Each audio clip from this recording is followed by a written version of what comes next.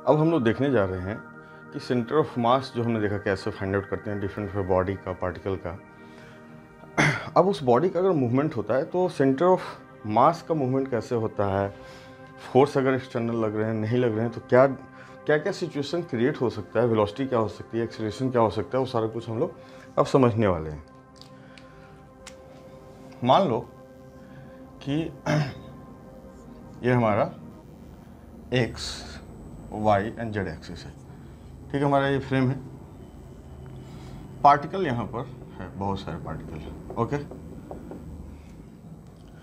ये पार्टिकल अभी जो मैं आपसे डिस्कस करने वाला हूँ ये आगे बहुत काम आने वाला है, इस चीज़ को ध्यान रखना।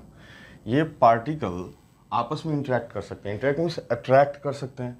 चार्ज पार्टिकल है, नेगेटिव पॉजिटिव अट्रैक्ट किया, सिंपल मास है अट्रैक्ट कर रहा है, सेम चार्ज है रिपेल कर रहा है, यानी कुछ भी इंटरेक्शन कर सकता है। एक्सप्लोजन भी हो सकता है आपस में, इंटरनल स्ट्रेस का एक्सप्लोड भी कर रहा है, लेकिन इंटरनली हो रहा है। यहाँ पर कंडीशन क्या दिया हुआ है कि इफ नेट जो एक्सटर्नल फोर्स है,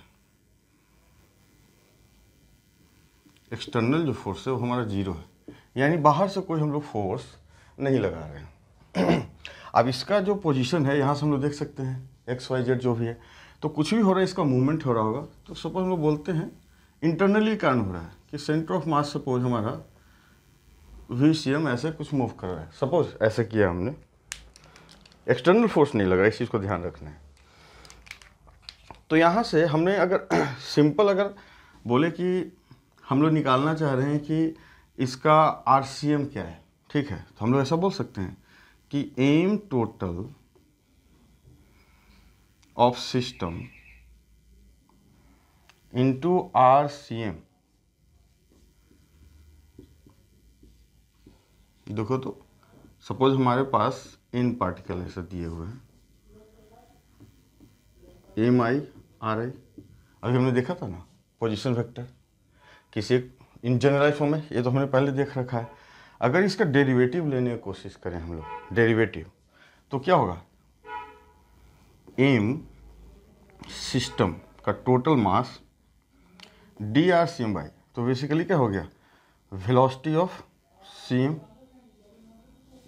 इक्वल टू, यहाँ से अगर बात करोगे so I equal to 1 to n MI VI। ये आपको समझ में आ रहा है। और ये क्या है बेसिकली, यानी किसी पार्टिकल का VI क्या है, मतलब कि इसका x कंपोनेंट भी वेलोसिटी का होगा, y भी होगा, z भी होगा। ये बेसिकली किसी एक पार्टिकल का क्या है, मोमेंटम है।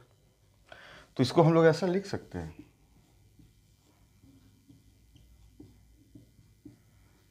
PI, कोई दिक्कत नहीं। तो हमने देखा कि यहाँ से कि सम ऑफ, यानी कि P1 P2 P3, यानी कि बेसिकली ये क्या है, P1 P2 P3 dot dot Pn, यही है ना, यानी कि momentum of the whole system जो ही पार्टिकल है हमारा क्या आ रहा है, ये चीज़ आ रहा है। तो यहाँ से हम लोग बोल सकते हैं sir P net of the system is equal to mass of total system velocity of CM। और हमें पता है कि टोटल सिस्टम का जो मोमेंटम है, टोटल सिस्टम का जो मोमेंटम है, तो हमें एक बात पता है कि dP/dt क्या होता है, force change in momentum, rate of change in momentum क्या होता है, फोर्स। अगर मैं इसका डेरिवेटिव निकालने की कोशिश करूं तो हमारे यहाँ क्या समझ में आ रहा है कि dP ऑफ सिस्टम नेट जो है हमारा सिस्टम dt क्या है, जीरो। क्यों, क्योंकि F एक्सटर्नल फोर्स, किसी भी सिस्टम का चेंज इन मोमेंटम कब होगा, जब कोई फोर्स लगेगा। हमने कंडीशन क्या दिया था कि ये सिस्टम है इंटरेक्ट कर रहा है लेकिन एक्सटर्नल फोर्स इस पर नहीं लग रहा है, यानी कि यहाँ पर जो change in momentum of the whole system है वो क्या हो गया, जीरो हो गया। इसका डेरिवेटिव निकालें तो इसका डेरिवेटिव का मतलब क्या है कि m total of the system into acceleration of centre of mass equal to zero, यानी कि acceleration of centre of mass zero होगा। यानी कि अगर v cm से अगर मूव कर रहा है तो v cm से ही मूव करता रहेगा। यानी कि एक्सटर्नल फोर्स अगर अप्लाई नहीं हो रहा है तो मोमेंटम क्या है, कंजर्व है, मोमेंटम चेंज नहीं हो रहा है। जो इनिशियल स्टेज में था जो भी मोमेंटम वही फाइनल स्टेज में होगा। यानी कि चेंज इन मोमेंटम जो विथ रिस्पेक्ट टू टाइम बोल रहे हैं, रेट ऑफ चेंज मोमेंटम क्या है, जीरो है। क्योंकि हमने देखा था कि जब मोमेंटम चेंज होता है तो मोमेंटम चेंज कब होता है, जब एक्सटर्नल फोर्स लगता है। हमने कंडीशन क्या दिया था अभी इस पर्टिकुलर केस में कि एक्सटर्नल फोर्स नहीं लग रहा है। तो कहने का मतलब अगर सिस्टम आप लेते हो, सिस्टम के अंदर कुछ भी हो रहा है, कोई भी इंट्रैक्शन हो रहा है, explosion, attraction, repulsion, external force अगर नहीं लग रहा है तो पूरा सिस्टम का जो मोमेंटम होगा वो कंजर्व होगा। ये बात समझ में आपको आया? यानी इसको ऐसा लिख देता हूं,